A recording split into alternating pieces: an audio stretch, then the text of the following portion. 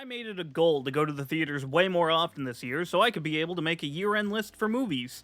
And even though I kind of fell off towards the latter half, I did end up watching a little over 20 released movies. So without further ado, here are my top 10 favorite movies of 2025, plus an honorable mention. Number 11, Dirty Feet.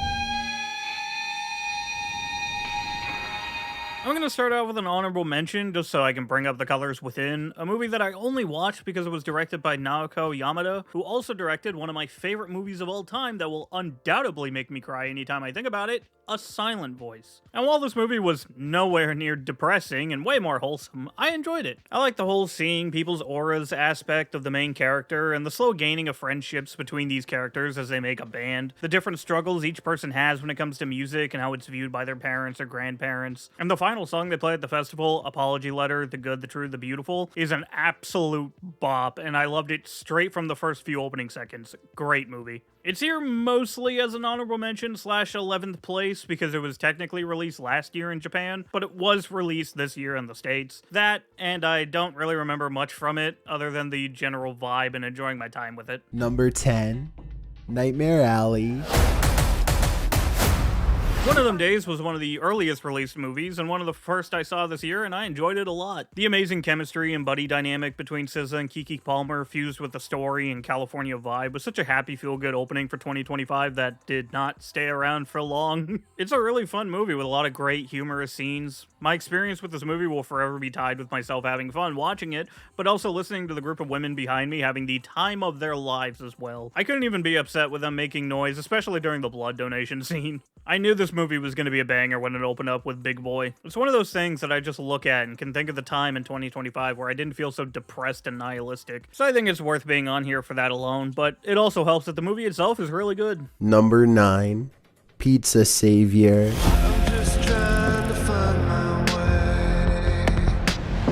Counting 2 was a sequel I did not expect coming, but damn was it not only a fun one, I also liked it way more than the original. While the original isn't bad by any means, and I do like it, I just love the buddy dynamic between Ben Affleck and Jon Bernthal. They were so great in the small amount of screen time they had together in the first one, so getting a whole movie of that as its sequel was just perfect. It's an entertaining story with some amazing scenes of the two being brothers trying to deal with their estranged relationship together that eventually led to some incredibly wholesome moments. And I mentioned this in my review, but I'll say it again, I never got any enjoyment out of a desert shootout scene until this movie. It's a great time all throughout, and I'm looking forward to the third one if they ever make it. Number 8, Tom Sawyer Island. Final Destination Bloodlines is still the only Final Destination movie I've seen since the first one, and naturally, I still stand by it being an amazing sequel to it. The family generation twist they use on the franchise's formula is so refreshing when compared to going into the second movie just to seemingly get the exact same thing right at the beginning. This one is different from the first movie in pretty much every way. The story is so good, the main cast is amazing, there's not a single character that I dislike here. The lore expansion on the Death character is really nice. That final scene with Tony Todd is so emotionally moving. Even for me, who doesn't really have any connection to his character in the series, and admittedly didn't even remember him being in the first one to begin with. But the way he delivers his final monologue that resonates so much with the real world events surrounding him as a person before walking off screen was so impacting on the heart. The deaths are peak, the fears they play into are great, and I enjoy them tapping into my fear of heights the same way that they tapped into my fear of planes in the first movie. And of course, that final scene will forever be the funniest thing I've ever seen in theaters. I only wish that I had gotten lucky to pull an empty theater so I could have freely cackled instead of trying to hold it in. And while I still haven't seen the other movies in the series, this film has made me want to do that because of what seems like a bunch of references to previous kills. I even specifically bought a disc set of the whole franchise including this movie than just it standalone, so I could eventually do that. One day I will, though I don't think any of them are going to be able to top this and the original for me. Number 7, Trapped in a Cargo Hold.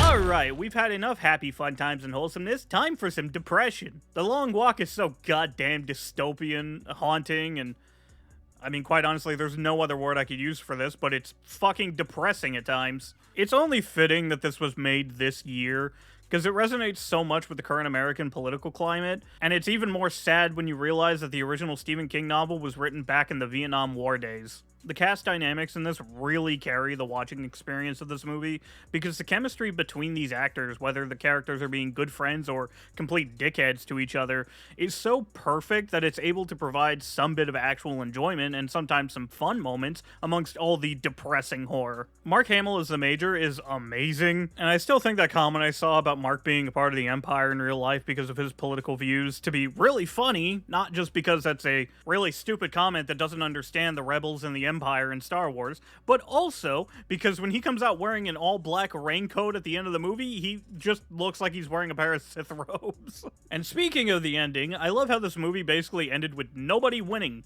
On paper, yes, somebody did technically win, but they sacrificed their morals and everything they stood for, going against an entire monologue they gave earlier in the film, just to avenge the person they grew the closest to throughout this journey and enacting their plan for them. Also, the scenes between Rey and his mom, especially the one where she can't let him go at the beginning, hit really close to home. All I was able to see was me and my mom in that scenario. Though I would never sign up for this, I could not survive the long walk. I mean, hell, I had to walk from the theater to just across the street to steal the Wi-Fi from a Starbucks in order for me to load up my ticket so I can go in and see the movie. And even just that walk was tiring me the fuck out. I could not do this. Number 6, Saudi Arabia Witch. I still can't get over the fact that I cried during the Hatsune Miku mobile game movie. Quite honestly, that's the biggest reason why it's up on this list. Not only was it genuinely a very enjoyable movie with some banger music and a great final act, it also managed to hit my emotions in the most relatable way to make me tear up in the theater while this absolute banger is just blasting through the cinema speakers. Insane. Not to mention, I think I'm slightly biased towards this movie because I watched it in theaters and we got a digital Hatsune Miku concert at the end, and I will never get over hearing clapping in American theater for the first time for a Japanese movie. Also, watching this and The Colors Within during the same year really makes me want to seek out more anime involving music making. Seeing a DAW in my anime just hits different. Number 5. Okay, here's a weird one.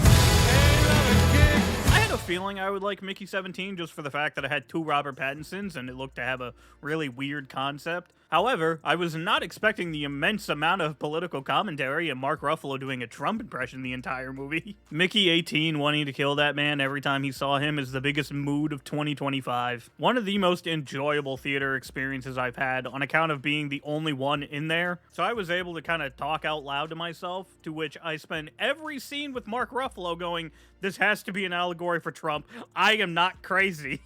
The story is even more weirder than the trailer led on. Robert Pattinson does an amazing performance as both the weak, timid pushover 17 and the aggressive, anger-driven, no-fucks-given 18. Nasha will forever be valid for that threesome.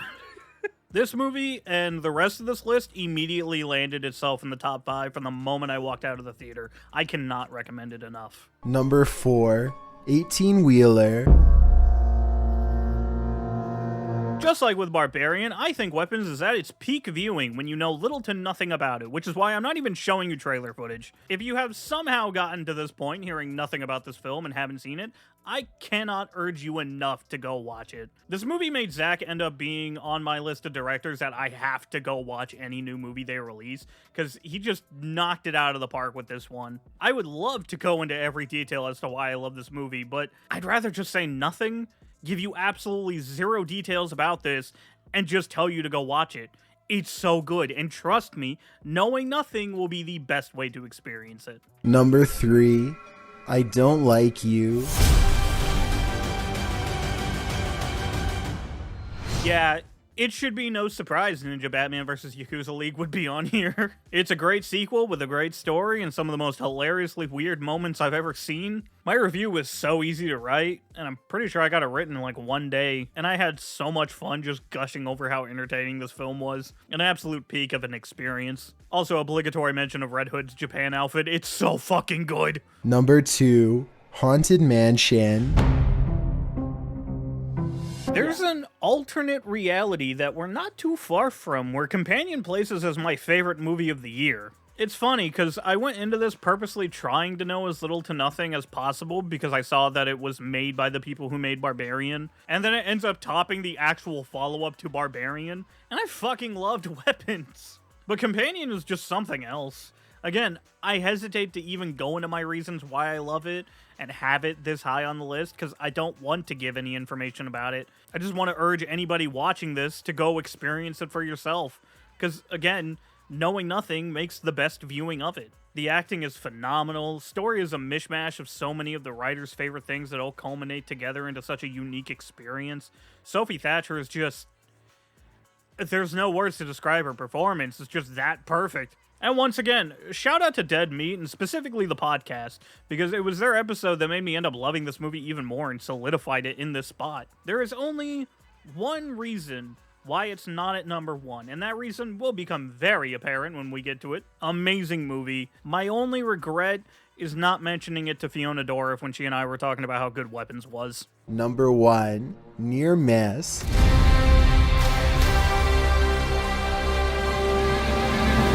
I don't even really think it's necessary for me to explain why this is my favorite movie of the year, other than the fact that anybody watching this is most definitely not familiar with me or my channel. Hi, I'm the Living Shitpost, and I watched Superman 4 times in theaters in the same month.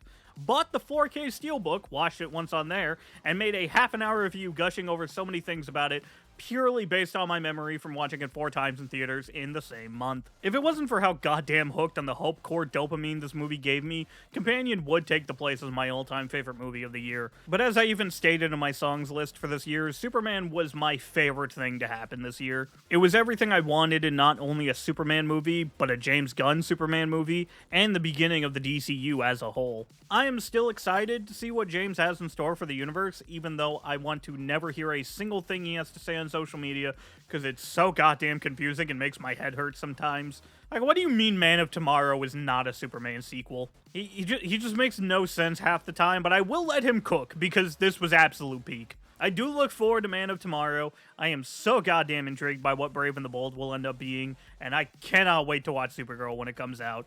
That movie looks like it's going to be a blast, and even just the tiniest look at Jason Momoa's Lobo is an orgasm in and of itself. I will forever be singing this movie's praise and telling everyone to watch it until the day I die. I even had a coworker finally watch it after telling them how many times I saw it and how much I loved it, just for them to come back and say that they wish they could watch it again. And they're a Marvel person. If that doesn't tell you to go watch this movie, I don't know what does. And even if you have seen this movie, I hope me bringing it up makes you want to go watch it again. So go watch it, and then come back and watch my review of it, because I really like that video.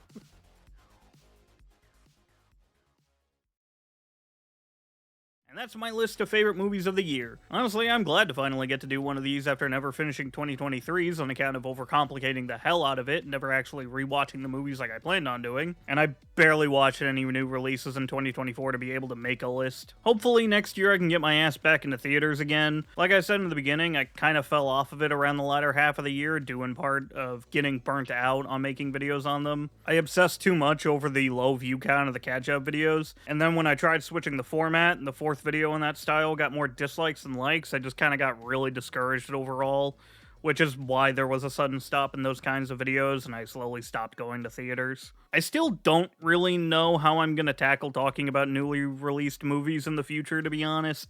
Nothing really seems to work in terms of views, but that's just the YouTube game, I guess. I still hope I can at least just get back into going to the theaters. Regardless, let me know in the comments what your favorite movies of the year were. I'd be glad to talk about any I might have actually seen, or put ones I haven't on my watch list to get around to at some point in time. Anyways, hope y'all had a good day and a good 2025 overall. Here's to, hopefully, a good 2026, or at least a half-decent one. And of course, everyone has their own opinion, but my opinion is the best opinion. I'm sure you figured that out already.